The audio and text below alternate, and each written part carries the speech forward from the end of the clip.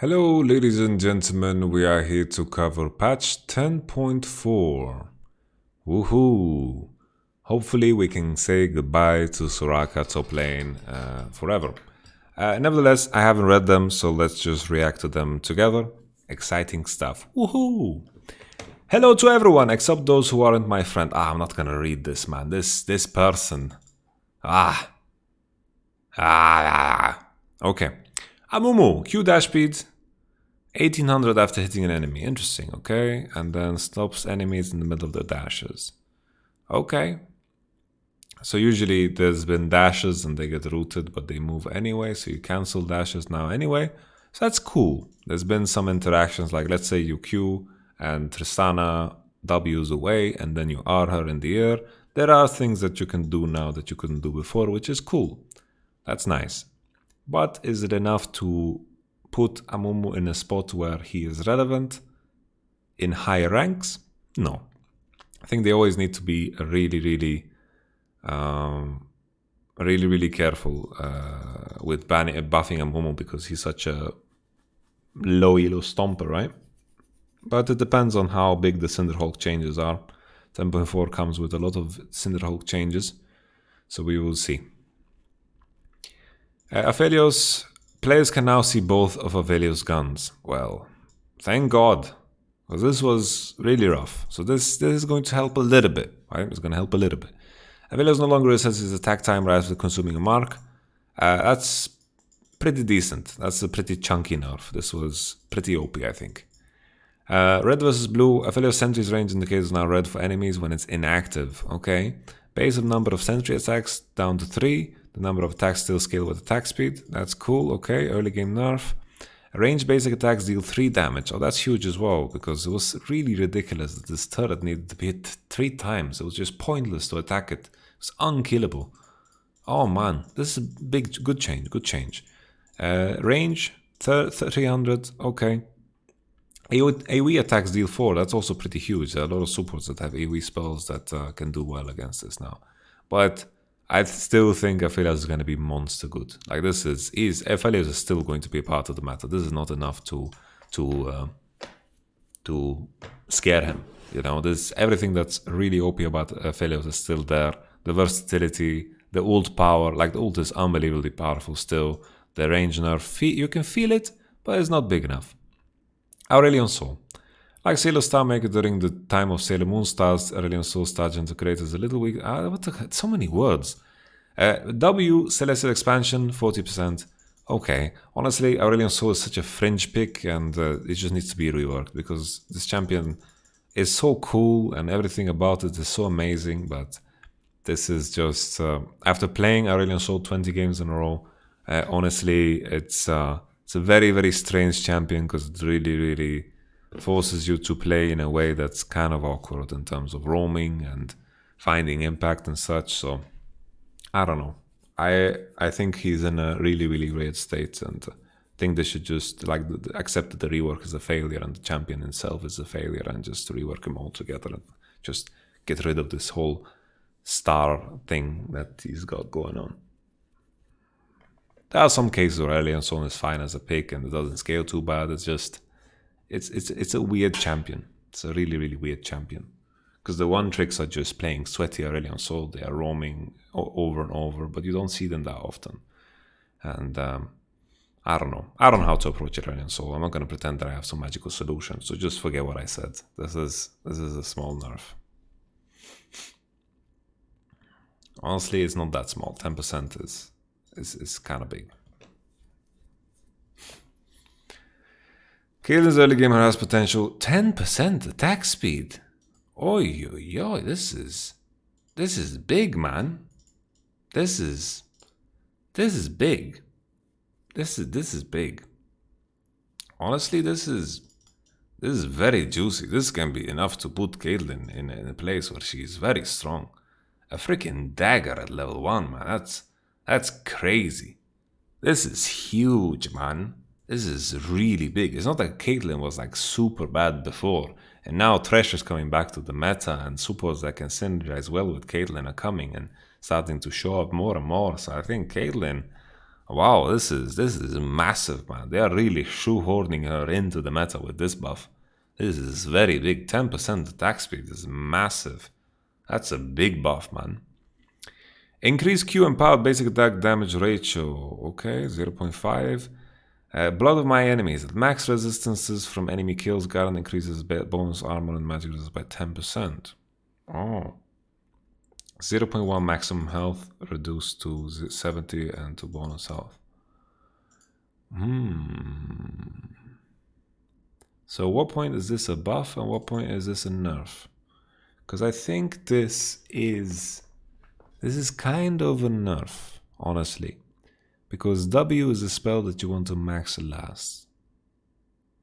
And putting him in a position where he... Like, what was...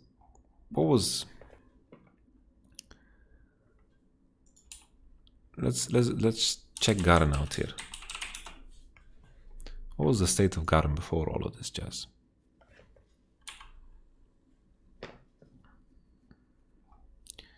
Perseverance. Garen permanently gains 0 turn. So before, when you put points, you just got increase, like the increase in duration for the tenacity. But if I understand this correctly, people are maxing W last, right? I just check some LOLalytics just to make sure that we are not LOLalytics talking out of our ass. Like, I'm not gonna pretend to be a Garen expert. Let's just check what people are doing.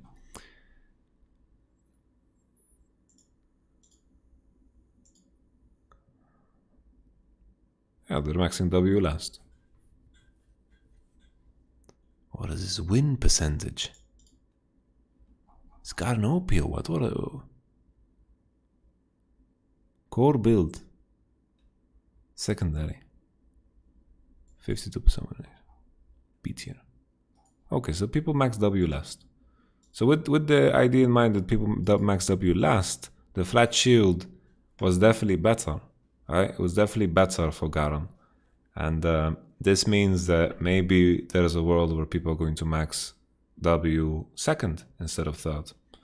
So definitely this is a bit of a nerf, but the bonus armor and magic resist by 10% is quite juicy because he has so much natural stats to begin with. But people are building Garen in a DPS-ier way than before with Trinity Force and such. But you know, the thing that is in the back of everyone's mind is like, is Yuumi Garen gonna come back? And any changes to Garen, any buffs to Garen makes me skeptical and makes me worried. Nevertheless, Gnar. Similar to Garen, we have a jungler specific change which you can find.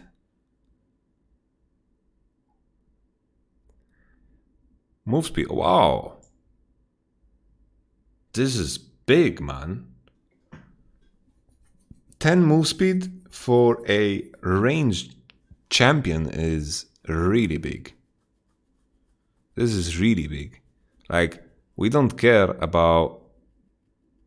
Oh, okay. They reduce the bonus move speed. Okay. That makes sense. I thought he wouldn't get a reduction, you know, and together with mini form and 10 more move speed, that would be huge.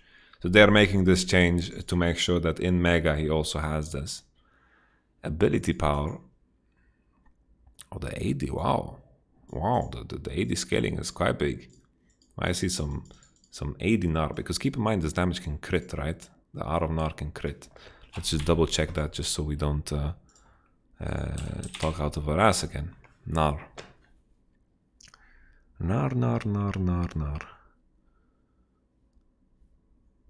Yeah, 50% bonus damage. 50% bonus damage, which means that you get 70% AD of bonus AD. Okay.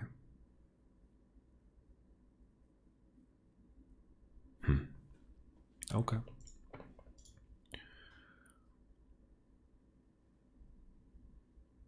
I know that Kiki's played some Gnar jungle in competitive at some point in his life.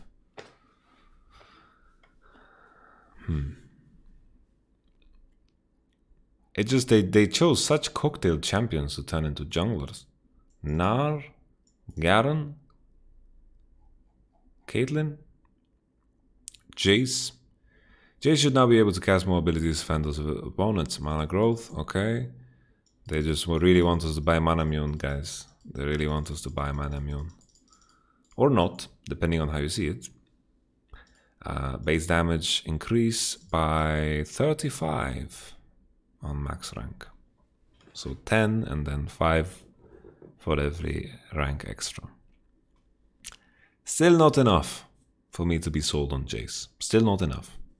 He has the issue of not having a keystone. Electrocute is fine and all in mid lane. Jayce in mid lane looks fine, but in top lane, maybe you can pick it into Gnar, maybe you can pick it into Cannon still, maybe you can play it into Rise, but other than that, I don't know. Like, Jayce will not reach blind pick status anytime soon, and I feel like Jayce as a champion needs to be there in order to be strong enough. Lux, Q damage increase, cooldown increase early. Lux can now flash while casting R. So this is very exciting. Lux can now cast while flashing R. I'm happy when they add additional layers of mechanics, and this can make for good highlight reels. So I think this is cool. This is just a nerf to mid lane Lux, but a buff to Lux that is going bottom, of course, because you max Q last, and I think in mid you max it second. So still, like, early levels, Lux is better. Later on, she's going to be worse because of the loss here in scaling. And the damage breakpoint, you reach it quite early, but early game Lux is better. And I think, if anything, this is her hardest part of the game, right, in mid lane. After 6, she can kind of choose where she lands and such.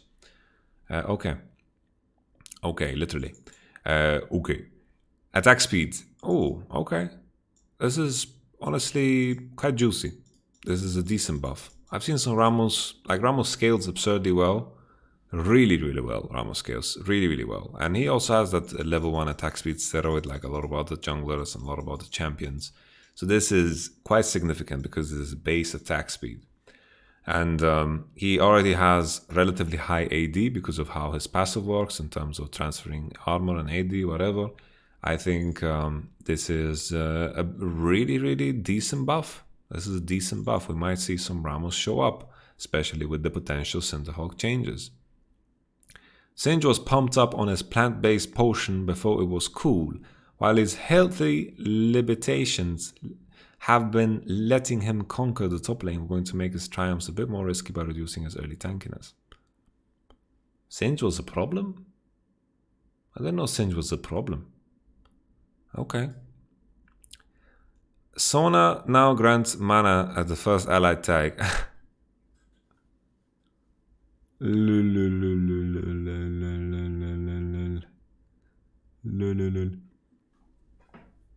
That's pretty funny. Let's just remove Sona top lane. And maybe there's a way to still play it, honestly. Maybe there's a way to still play it. Maybe you can get away with something. You play tier or some shit. I don't know. Maybe there's a way. Maybe this is not enough to push people away. 75. You lose 25 mana per cast. It's a buff to Sona bot lane though, considering the increase is only 25 and you gain 30 mana back. And if anything, what we can consider is Rod of Ages Sona is buffed. So basically, if you get Rod of Ages, depending on how much mana you expend, the more you heal back, right, with the Catalyst effect. Catalyst of Eons. And when you're with teammates, you're not going to lose mana, but you're going to spend mana. So this is pretty cool. For that, it's cool. Maybe there's some Catalyst options here for Sona top lane or something like this. Maybe this is the way. Soraka, yay! What took you so long, Riot Games? Wow. They went hard in the mother flipping paint. They deleted Q from the planet.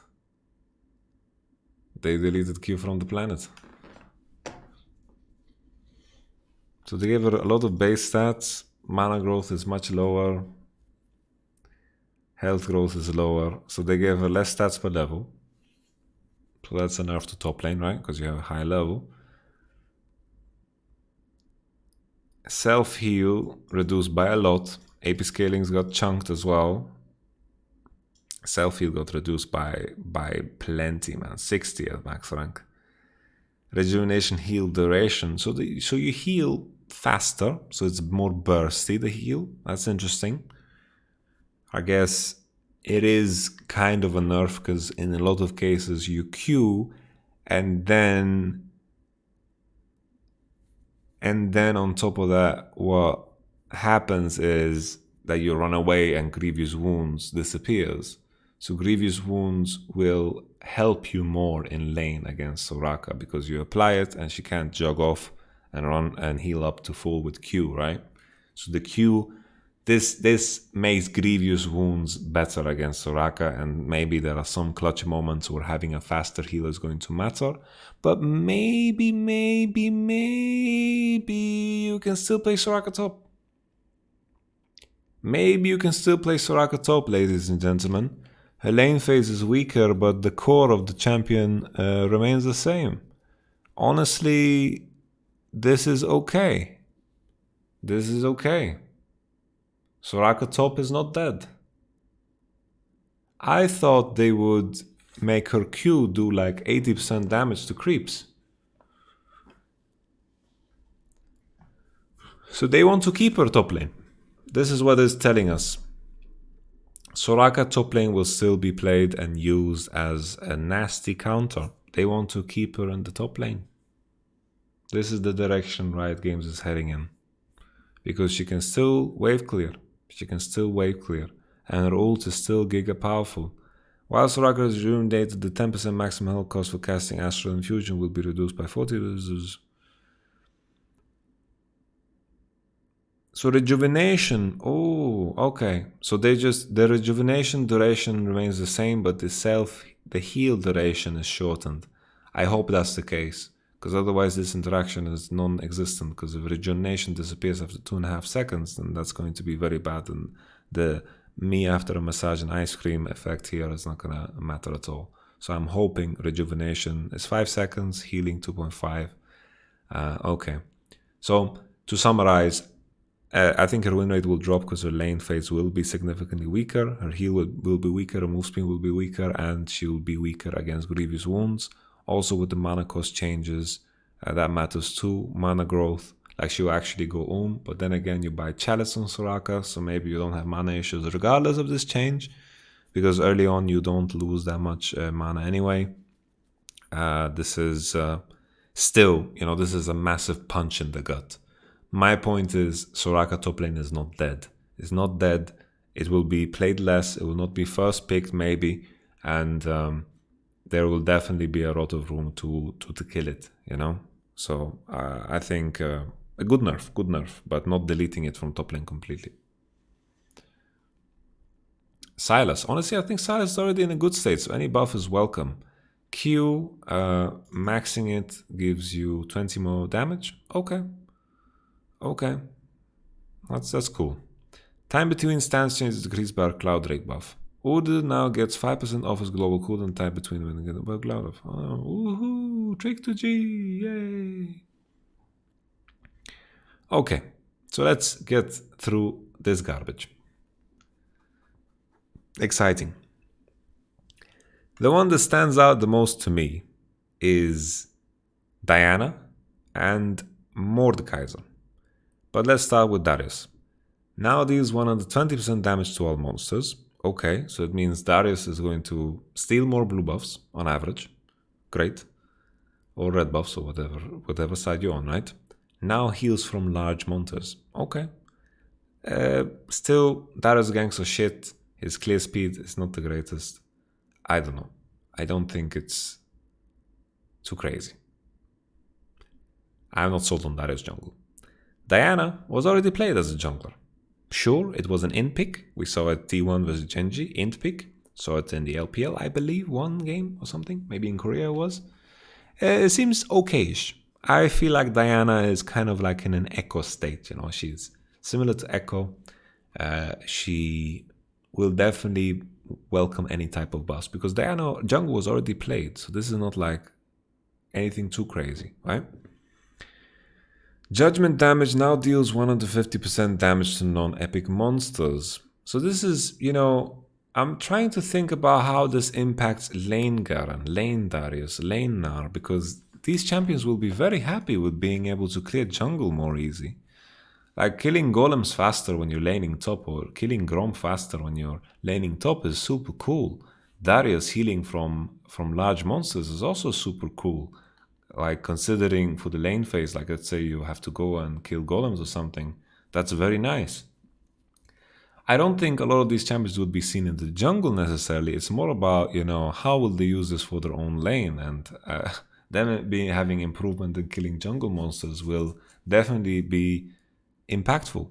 For example, here if I'm playing Diana mid and I see this buff, I'm like, okay, I'm gonna be able to kill raptors more easy. And that's something that Riot Games need to be very careful about, because I think this is where my imagination goes. Darkness Rise, I assume that's the passive, which was already relatively strong, I feel. Or maybe it's just the basic attack. I think it's the W, considering its maximum damage to monsters and it's a percentage damage buff, right? So Mordekaiser jungle was already okay. But once again, his ganks were quite weak. But maybe you can play Mordekaiser like you would play Katos or something, where you clear a lot and then you play on your ult, and you can find ganks like that. I think Mordekaiser maybe could be played jungle.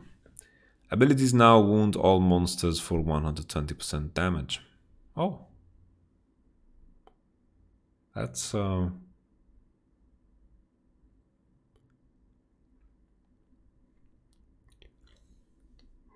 Excuse me. Why? Let me just understand what Blade Ends is. Is it the passive? Sorry for abusing. Sorry for abusing so much old wiki, but some things that with these niche champions that I don't know. Blade's End.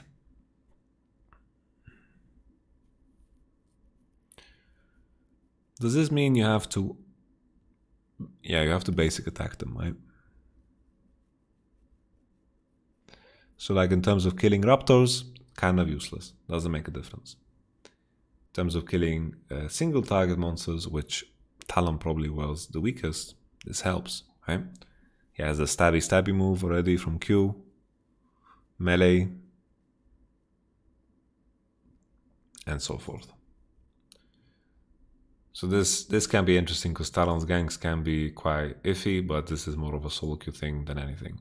In terms of competitive, if we think of this in competitive, none of this matters, right? None of this matters. The big thing... Oh wow, this is cool. This is pretty significant, honestly. Big buff. Hail Blades. Attempting to broaden Hail Blade use cases could speaking specifically by jungle who could change the CC abilities with their basic attacks. Oh. Okay. Maybe there's some room to play this bot lane or something. Hail Blades Kalista, or Hail Blades Kalista, Xayah Hail Blades. There's some AD carries that can do some things with Hail Blades, but I have to pay attention. I'm too afraid to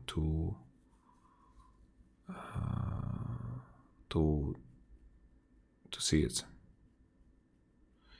We've seen Bloodline all too often as dominant pick for ADCs, especially in Pro. All last year, we're slowing down all the legend rune stacking for minion farming versus champion killing, since Bloodline specifically relies on stacking up. And since pros get more of the stacks from farming than kills compared to everyone else, they should be most impactful at that level of playing. Okay, that's honestly... It was pretty hard to stack Bloodline in the first place, because of, like, you just need like 200 CS or something like this. This makes it more difficult. Definitely a nerf. Currently, a lot of players taking perfect time, since it builds into quais and so many different type of champions.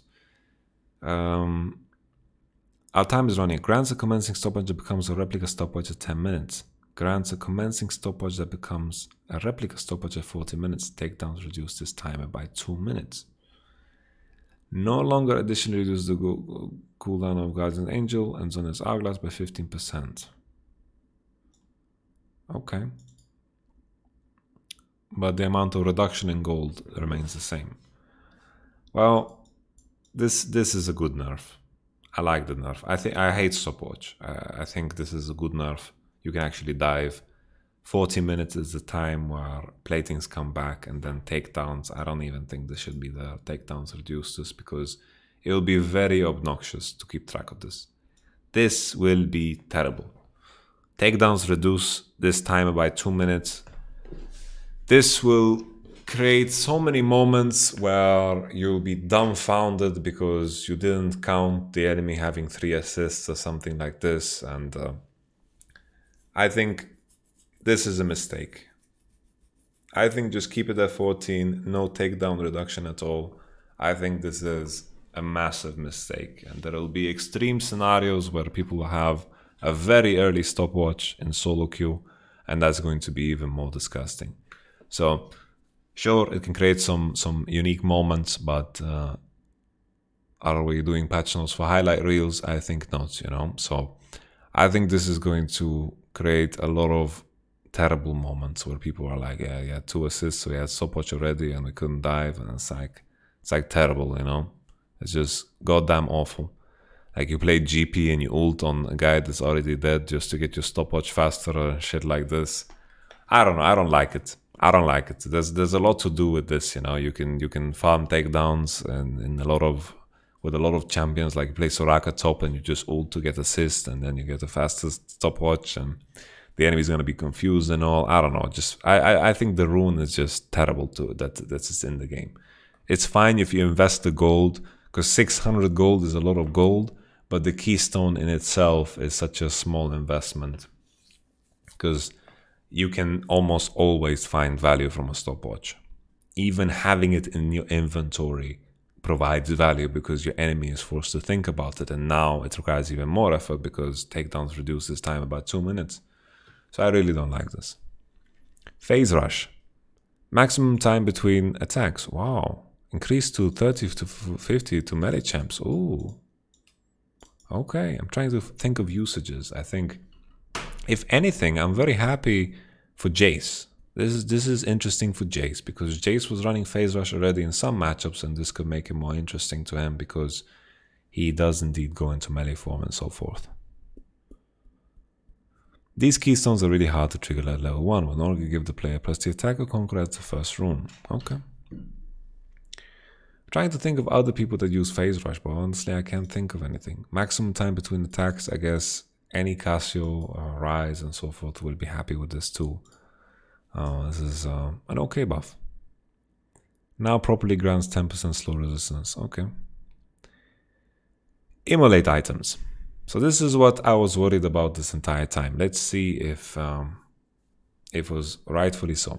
Once every 10 seconds, your next immobilizing ability deals 6 to 23 and releases a fire nova that also deals that bonus damage around you. 002 bonus health. So if I have 100 HP, I do 2 damage.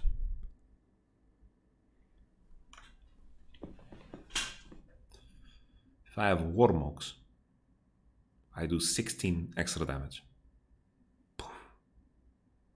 Right?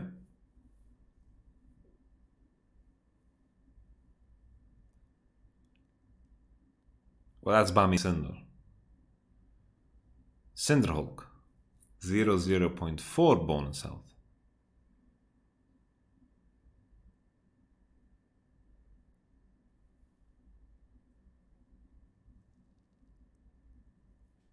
Yeah, okay. This is pretty juicy, honestly. Considering it improves your clear speed and it improves your damage in fights. So it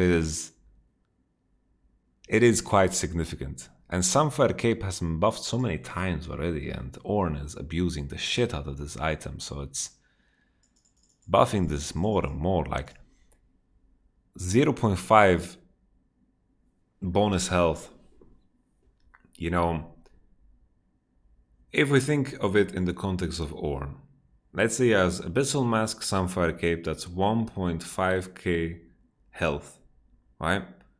Bonus health. 5% of that is... why am I doing quick math now? Big mistake. 75 or what? I think 75. 75 damage every 10 seconds. AoE. This can be the difference between you getting one-shotted by Ornn and not getting one-shotted by Ornn. And Ornn doesn't need buffs. Ornn definitely doesn't need buffs. If you throw this in the patch notes, you gotta nerf Ornn as well. You can't just, like, Ornn is in an, like, borderline close to overpowered. I think he's right there, you know, he's right there.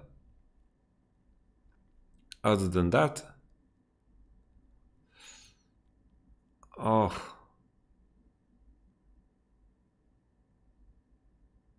it's rough.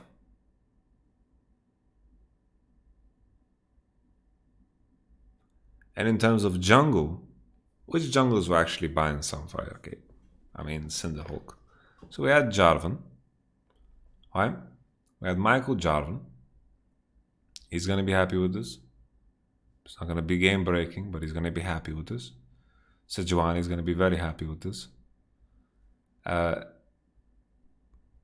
are not going to jump up tiers, but they're going to be better, right? And then in terms of other junglers,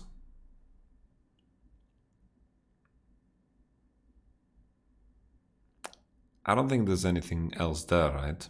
Unless Rammus now is OP after the attack speed buff, and Amumu now with this buff is going to be OP. It's just something that we'll have to try and to see. I don't want to jump into any conclusions, but I think that the main worry is probably the same worry everyone else has, is just Ornn. I think for jungle, this is fine. Like this is small enough to not be game breaking. You know, this is not like some monster buff where it's like, what the fuck happened? You know, this is completely okay. So let's see. Slow resistance calculation adjustment. We're making an adjustment to how slow resistance stacks on a champion to match tenacity stacking. Now slow resistance will stack multiply instead of linearly. Oh, okay. Okay. Well, that's interesting. I think there's very rare cases though when you have double slow resistance, but I guess Glacial Augment Rejoice. Woo! Login crash reporting, bug fixes. Let's see if anything exciting.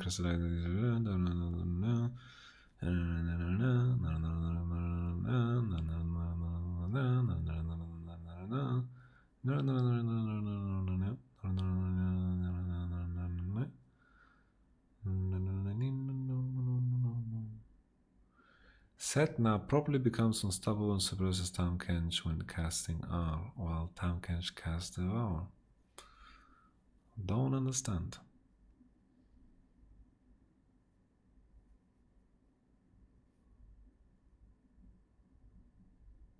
Okay. Ooh, cool skins. Okay. Well, that was my patch review. I don't think it's too significant.